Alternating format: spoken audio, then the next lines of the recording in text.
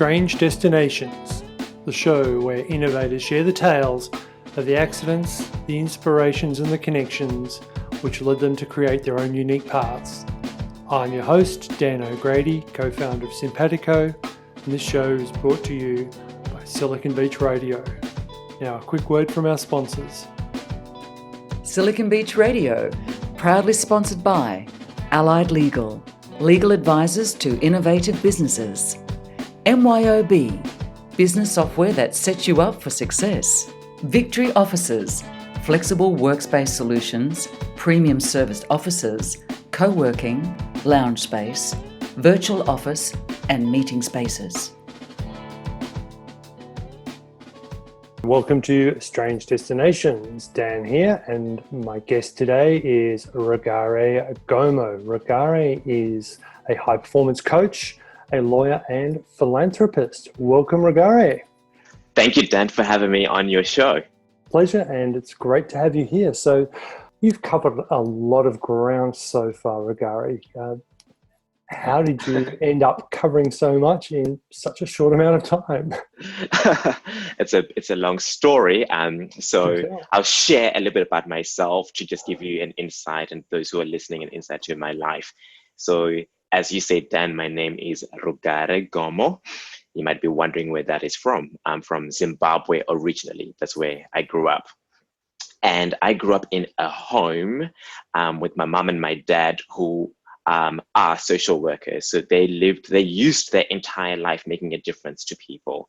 So my mom was one of the first women educating people in Zimbabwe on HIV/AIDS, during the early 90s. And my dad was involved in the youth leadership programs, street kid programs, and family counseling. So I grew up in this home where my family were out there making a difference.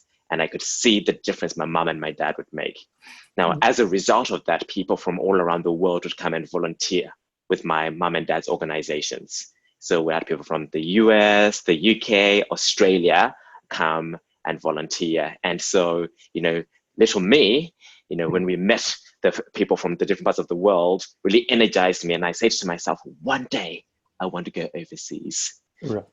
So my journey started by just having that exposure in meeting different people. Yeah. And what was it about meeting people from overseas that sparked you to want to travel or to experience those other cultures? It's like, growing up in Zimbabwe, I grew up in a very small town, Mutare, population 300,000 people. So there really wasn't much going on. Mm-hmm. Yes, I had access to books, but there wasn't the freedom to explore, the freedom to I'd read a Patricia Cornwell book and I thought, I'd like to be a forensic scientist one day. But even forensic science did not even exist in the country. Right. So for myself, it was like an opportunity to be in a world where there was endless and more possibility to explore for a life that I could not have in Zimbabwe. Mm-hmm. So that started you on a pathway of exploration. Yes. And so when I was 14 years old, I wrote a letter to a family friend who lived here in Australia. And I literally shared a vision for myself and my life of getting an education that I would not have had in Zimbabwe. He himself was not necessarily a wealthy person. And he said, why not? And went to different schools in Melbourne, here in Australia, and explained my family situation. And one of the schools, Kingswood College, gave me a part scholarship to complete my year 11, year 12. And, my life completely altered. He paid for the rest of my school fees. He paid for my flights, and I stayed at his home. My life completely altered just by writing that letter. Wow. And did you have any idea when do you remember writing that letter?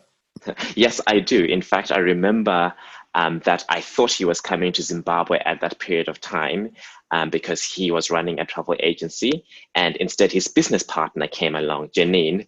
And in that moment, I was so disappointed because I had all these plans to ask him in person, and then he didn't even show up. Yeah. And so for myself, I was like, what am I going to do? And then I thought to myself, I'll write a letter. And I remember writing this letter on my desk and then crunching up the letter many times. And then also feeling as if I was doing something wrong because I didn't tell my mom and my dad that this is what I was going to do, and so I took and had the courage to take this new action to actually ask to come to Australia in a way that I did not expect to do it. So you can imagine me being a 14-year-old having this vision of how I was going to do it, and then it got thwarted. So I had to come up with another plan. And that plan was to write the letter, because during that time in Zimbabwe and in our home, we didn't have internet. Yeah. So that was my only way. So at what stage did you let your parents know that you'd written this letter? I didn't. So many months later, so after writing this letter, I didn't hear anything back from Andrew. And then I thought, oh my God, I've done something wrong. I'm going to be in trouble, because in my culture, it's actually impolite to ask as a child, somebody else, an elder, if it's not gone through the parents. So I thought, oh my God, I'm in trouble. My heart was racing, Then one day my dad comes home and he says, I've just received an email, because he had email at work. He says, I've just received an email from Andrew. What's this about you going to Australia?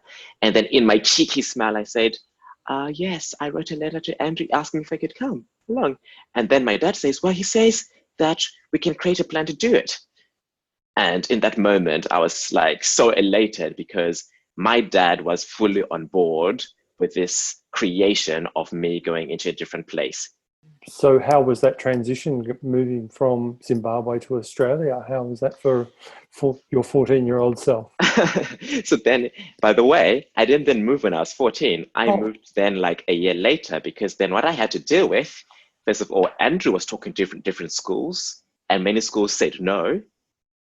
So the thing that's really inspiring is that Andrew didn't stop at the no's. He just kept on going until somebody said yes for my future. Then the second thing was that I had to get a visa. So at the Australian embassy, and that took over 9 months to get.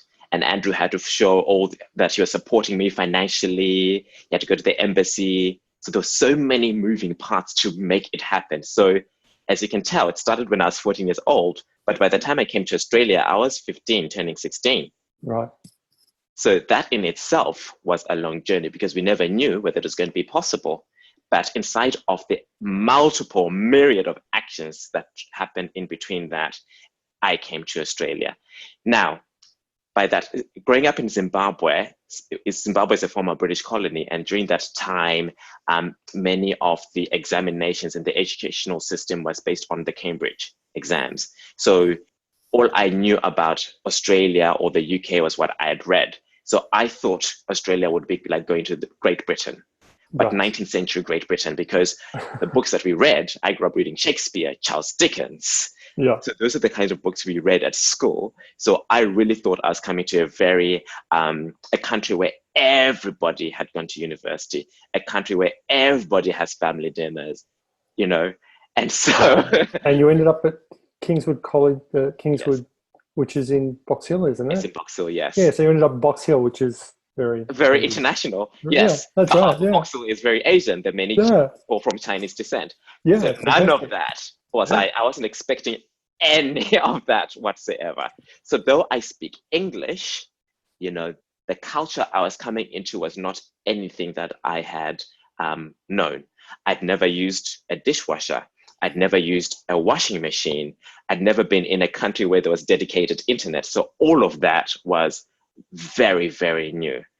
And fortunately, my friends, or the people who became my friends at school, really took me on board to expose me to the whole society. So that was very useful. So even as simple as, going out for a party was very different, because I was going out to parties where families here in Australia allowed their children to drink alcohol, where in Zimbabwe, that is completely forbidden. You just don't do that. So for me, I'm like, what in the world have I come to? So there was that cultural shock for me coming to Australia.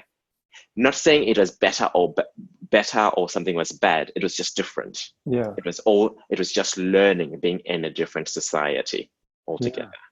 Having people in my life exposing me to society made a massive difference. And how has that shaped your kind of career and further pursuits, do you think kind of turning up into a society and having to pretty much learn it from the ground up, so to speak, even though you fundamentally speak the same language, but everything else is constructed differently? Yes. Culturally, how does it inform the way that you kind of operate and you make decisions and work with things? It's a very good question. Now, I'm clear that the man I am today, you introduced me as a high performance coach, lawyer, and philanthropist, is because of my community and people contributing to me. So the person you're talking to right now wasn't the person who arrived. I was shy. I was quiet when I arrived. I was uncomfortable in my own skin. I grew up in a context where being a Black man, you have to work 10 times harder than a white person. That was the context I grew up in. So I always felt slightly inferior because I had to work 10 times harder. That's what I thought. That was my mindset. So there were all these limiting beliefs that I had about myself as well that I had to deal with. So I just even remember one of my good friends, Steve Coles, even in high school, when I said to him, I'd like to do performing arts, but I was too shy to go and do it. He made me go and do it. He pushed me to do it. So I have had people in my life who have had my back entirely to pursue what has always been in my heart. So I'm clear that I sometimes have had my passions, but that push has made the difference. Even when I finished year 12, I could not stay in Australia. I had to find out a way to raise over $120,000 to go to university because my uncle, Andrew, my family friend, would not have been able to afford that. And I remember my principal coming and saying to me, shall we share your story with the school community? And in that moment, I had to deal with two things. I had to deal with being nice and polite, my culture back in Zimbabwe, or be a go-getter and be vulnerable and share what I'm truly dealing with. And in that moment, I had a choice. And I remember nearly choosing being nice and polite. I remember it as clear as day. And I stood up and I said, yes, let's share my story in the newsletter. That altered my entire life because people in my community, some of them even strangers, contributed tens of thousands of dollars for me to go to university. The Chomley family spent over $25,000 for me to go to university, $5,000 going into my bank account every single year with no accountability inside of my vision. So the man you're seeing today isn't a so-called self-made person. It was a community of people contributing to me, championing me to fulfill my vision. So when you talk about community and people, my whole life is grounded in community. Hence why being even on this show is a privilege, because I get to share this story as part of a community. Because maybe one person who's listening to this will also have the confidence to take a new action inside of fulfilling their vision. And you've moved into philanthropy. Yes. That really fascinates me. How have you done that? It sounds like you've managed to be able to galvanize people around your vision. Moving to Australia, getting people around you to help with your education. So in terms of philanthropy, would you like to share what you're doing and how you've Sure. manifested that? Sure. So I'm also the founder of the Gomo Foundation. And the Gomo Foundation is a global not-for-profit where we provide opportunities for young African women to attend high school. So if you look at the UN Millennium Goals, there's been a lot of work done in the world to provide education to go to primary school, but there's a massive gap in the world for secondary school education. So even if you look at what Michelle Obama has been doing or Julia Gillard, there are also women who are doing things to ensure that we're providing opportunities for secondary school education. So why this is important to me is just in sharing my life. I'm here in Australia, and I get to have the freedom to start businesses, fail, pick myself up, use my best mind, be free to be myself. I'm gay as well. So I'm not in a country where being gay, I'm going to go to jail. Like like happens in Zimbabwe or in many African countries. So my passion is, imagine if we're able to provide opportunities and resources to unlock the mind with people where they don't have the same opportunities like I've had. What would the world be like? Now, you're asking, how did I do this? I'm not a billionaire. So I'm living my legacy today. And so again, it was mentors. I remember Ros Hansen, one of my mentors. She sat down with me during my legal career, and her job was actually to help me in my career as a property lawyer.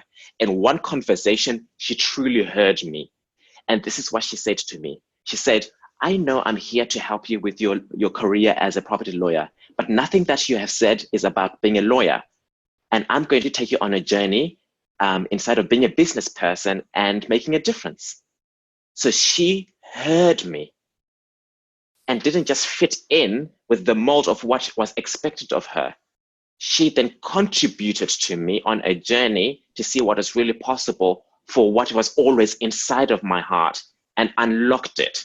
And inside of that journey, I transitioned out of the law and actually worked with one of Australia's billionaire families, the Lieberman family, inside of an educational organization called GISER.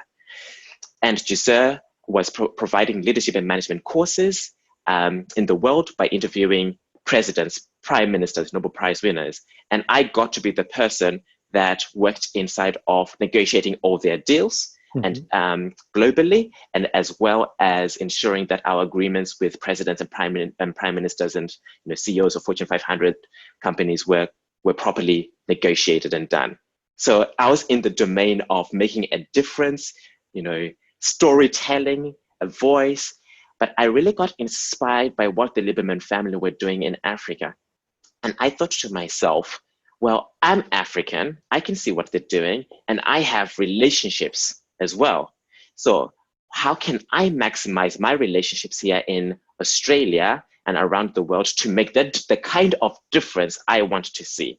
Yes, I could be sponsoring a girl by myself, but I thought I want to make difference, a massive impact to the community. So again, I did what I did best, started sharing a vision in my community. What do I know about philanthropy? Nothing.